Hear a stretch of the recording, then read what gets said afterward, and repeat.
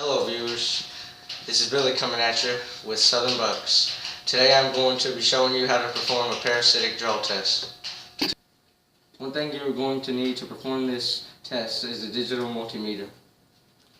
Okay, so we got a 1990 Zuzu in the garage today, and for some reason it won't start. Okay, so we're going to start the parasitic draw test. You're going to need to make sure you have a digital multimeter that can range from 200 milliamps and to 20 regular amps. Once you have checked to see if you have a fully charged battery, the next thing you're going to want to do is disconnect one of the cables. Both cables can be used while performing this test, but I would recommend that you use the negative cable, because while performing this test, you're going to have to put this digital multimeter in series. And if you put that in series with your positive cable and accidentally ground, you may short a circuit or blow a fuse. Okay, I'm going to disconnect this negative cable.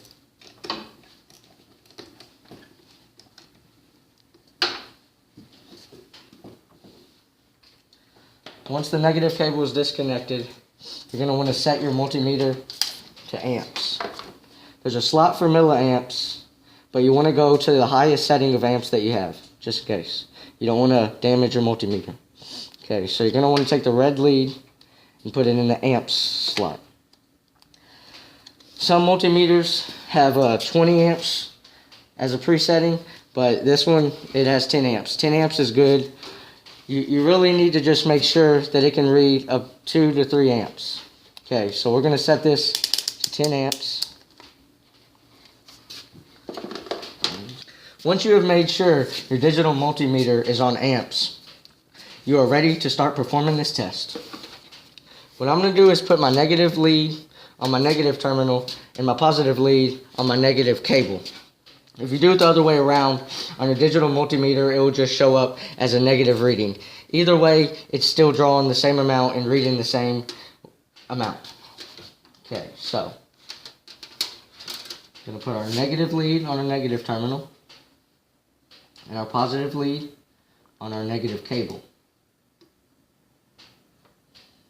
Every vehicle is going to have a little draw. It's like your vehicle saves live memory, like your clocks, presettings on your radio, little things like that.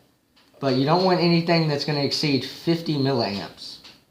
Right here we have 0.83 of an amp. Okay, so that's over 50 milliamps. So we're going to have to start with the next step of the test. So what you're going to want to do is get something to hold these leads on there. Alligator clips are nice. I have them. I'm going to put them on there and we'll get back with you.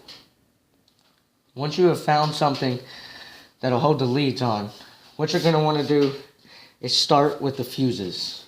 I'm going to start with the fuse panel that's under the hood. If you don't have one under the hood, which you should, you go to the one that's inside. But before you do that, you need to always make sure to disconnect your digital multimeter. If you open your door, your dome light usually comes on, and if that happens, it'll send a load to your digital multimeter because it's in series right now. And that could potentially damage your multimeter, which you don't want that happening. But we're going to start with the fuse panel under the hood. So we're going to get this box off.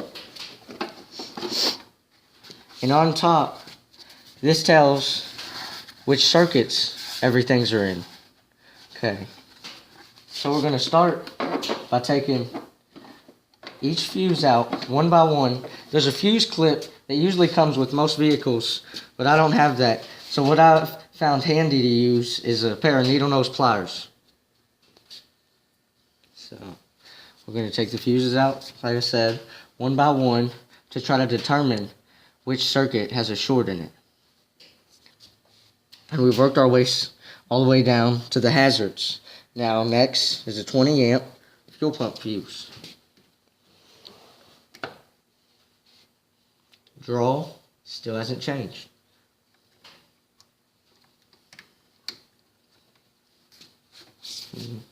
Last one. Draw still hasn't changed. 0.83 of an amp. Not a full amp, but 0.83. It's over 50 milliamps.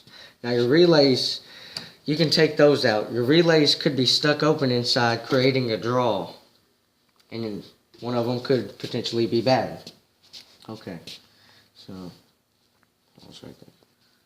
We're going to start by pulling the relays to determine if maybe one of those are the reason the parasitic draw is happening.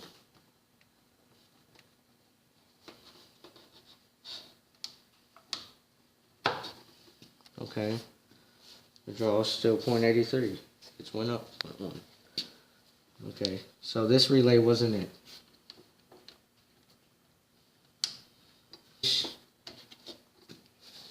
That relay not stuck open. It's good. This last one, fuel pump relay. Okay, I'm gonna get a little flathead to get this one out. We got the flathead here. We're gonna get this fuel pump relay out. And our draw is still 0.83 of an amp. So that's not our problem. So it's going to be our inside fuse panel. We're going to check that nectar. And while disconnecting your relays and your fuses from the fuse panel under the hood, when you take them out, make sure you put them back in snug. And the relays, you can hear a click when you get them back in. So just make sure you hear that click. But we're going to move on to our next step, fuse panel on the inside. We're going to want to disconnect our multimeter so you don't damage it. Once you have made sure your digital multimeter is disconnected, you can then open your door and go to the inside fuse panel. On most vehicles, it can be located here, but on this, it's located under the dash. If it's not, you can go to your owner's manual and you can find where your fuse panels are located. Right here, it tells me which circuit each fuse is in. So we've set the digital multimeter on the window where we can still see. Once you have done this, still check to see if your digital multimeter is on amps and reconnect the leads. So we're setting our leads back up. I'm going to put the negative lead back on the negative terminal with the clip. Clip holds it pretty nice, alligator clips. Anything you can get to get it to stay on there. We got it hooked back up. Make sure your digital multimeter is where you can locate it or see it inside the vehicle, because you need to see if the drop is happening. Okay, once you've got your digital multimeter hooked back up in series with your battery terminal and your negative cable, you can tape your door sensor down so that your dome light won't come on and it won't register. So we're going to proceed with the parasitic draw test on the inside fuse panel. We're going to restart by going one by one and pulling the fuse out to see if the draw changes. Okay, so we got the first fuse out. So we've pulled that fuse, we checked the meter, and it still hasn't changed. Make sure it's in real good and keep on going with the procedure. So now that we've made sure that fuse is back up in there and snug, we're going to proceed with taking the next fuse out. It's the stop lamp fuse. So it's going to be in my brake light circuit. Now we're going to check to see if the digital multimeter has dropped. So the digital multimeter has dropped a tremendous amount. Like I said earlier in the video, you want 50 milliamps. So now what would be a good procedure to do is go look up your circuit. It will tell you on your little fuse panel, which you pulled the fuse out, what circuit it's in. No. So we're going to put this fuse back in, and I'm going to look up the circuit for this 1990 Zuzu, and I'm going to look up most of the common causes for it shorting out in the circuit, and I'll get back with you. I found a common cause. It's the brake pedal switch staying on. So we're going to check it, make sure that's it. Here's the fuse I pulled out before. I'm going to check the digital multimeter after to see if it's dropped. So we're going to put the fuse back in and check to see if the brake pedal is staying stuck open for some reason and the brake lights are staying on. So I've hit my brake pedal a few times just to see if my tail lights are staying on, and that's not the cause. So I'm going to go to the bed of the truck and see if maybe the lights back there could be it. So I have found that a ground is disconnected on my tail light, which is causing the running lights to stay on.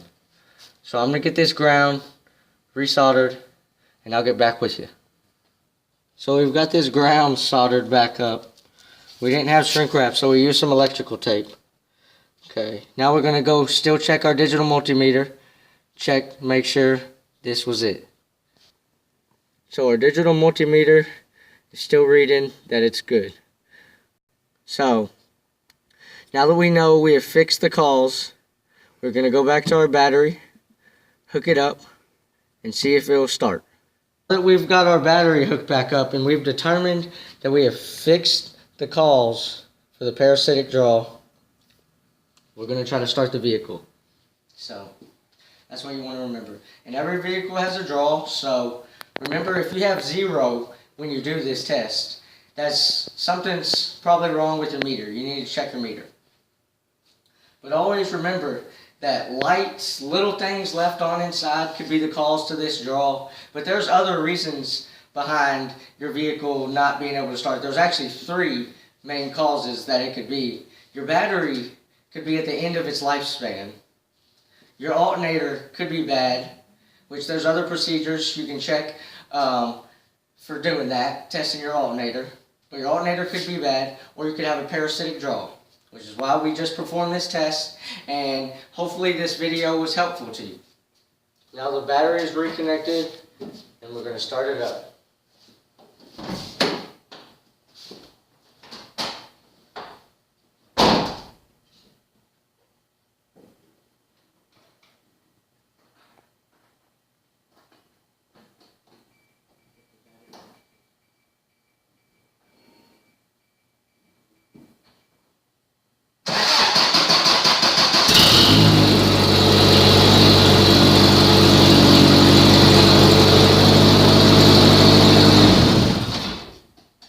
This concludes our parasitic draw test. If this video was helpful or useful in any ways, please drop a like and subscribe to our channel.